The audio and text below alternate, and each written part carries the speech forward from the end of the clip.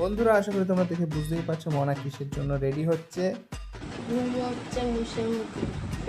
আমি তো শুধু ফটোগ্রাফার। মনে এখন আগমনী শ্যুটের জন্য রেডি হচ্ছে। সামনে তো দুর্গাপুজো, আগমনী শ্যুট না করলে কি হয়? কি দিনকাল আসলো বলো না দাদা। ছোট চুল দেখো কিরকম করে মিনিটে বড় হয়ে গেল। ওখান থেকে আরো এটা রেডি করতে প্রায় 1-1.5 ঘন্টা সময় লেগেছে বৌদি। বৌদি খাওয়া দাওয়া বন্ধ করে দিয়ে এই চুলটা রেডি করছিল। এই জন্য বৌদি অনেকটা শুকিয়ে গেছে। বৌদি সে একা পারছিল না দেখে আমাদের তাড়াতাড়ি করতে হতো, সেই জন্য আমাদের রিপা ম্যাডাম মাঠে নেমে পড়লো সুমন্ত রেডি করাতে। দুজন মিলে অনেক কষ্টে প্রায় 2 ঘন্টা পর মনাকে রেডি করলো। দেখো কেমন লাগছে আমার মনাকে আগমনীর সাজে।